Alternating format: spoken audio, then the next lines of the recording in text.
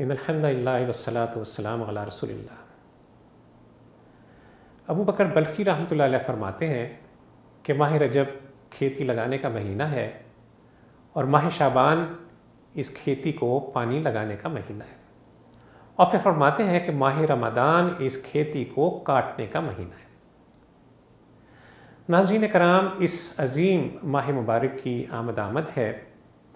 ہمیں چاہیے کہ ہم اعمال صالحہ میں جلدی کریں، اللہ عز و جل کی رضامندی والے کام کریں اور ایسے کاموں میں حرص کریں، آگے بڑھنے کی کوشش کریں جو قیامت کے دن میری اور آپ کی بخشش کا سامان بن جائے۔ آج میں آپ سے کرنے کے چند کام عرض کروں گا۔ پہلی بات یہ کہ اس مہینے کے استقبال کے لیے ہم میں سے جو یہ کام کر سکے وہ ضرور کرے کہ اپنے آپ کو اللہ کی عبادت اور طاعت کے لیے فارغ کر لیں۔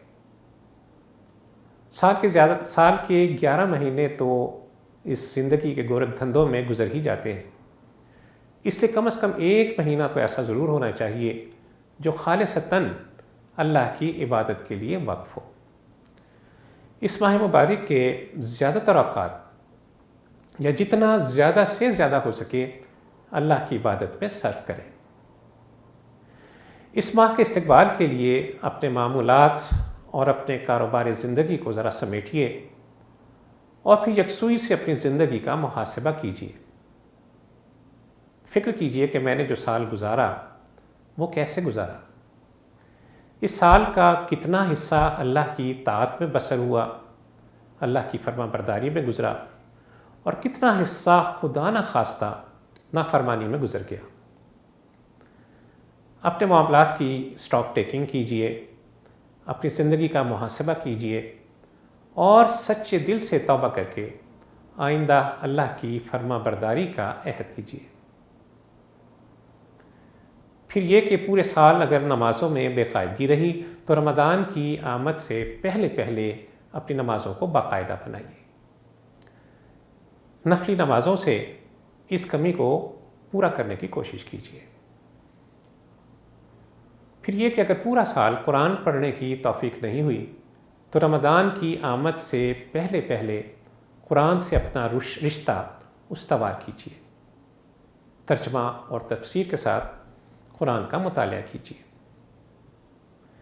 اگر حقوق اللہ میں کوتاہیاں رہیں، ان کوتاہیوں کو یاد کیجیے، اللہ سے استغفار کیجیے اور پھر آئندہ زندگی میں ان کوتاہیوں سے بچنے کا مصمم ارادہ کیجیے۔ اسی طرح اگر حقوق العباد میں کہیں کوتاہیاں ہوئیں تو ان کے ازالے کی بھرپور کوشش کیجیے۔ ساتھ ہی تمام تکبیرہ گناہوں سے توبہ کیجیے، جیسے جھوٹ ہے، غیبت، چغل خوری ہے، بہتان، تکبر، گھمنڈ وغیرہ۔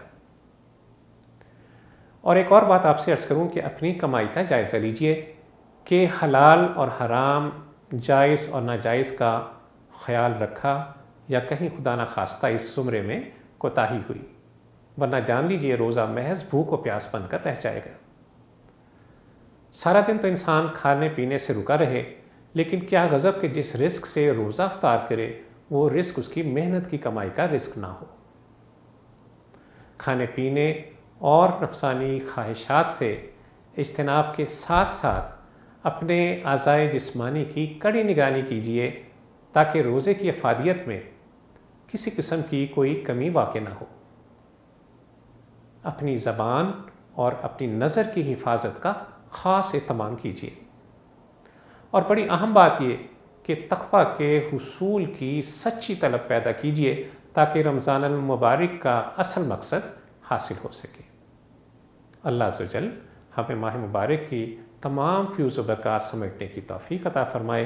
وصلی اللہ تعالی علی خیر خلقہ محمد وعلی آلہ وصحبہ وسلم۔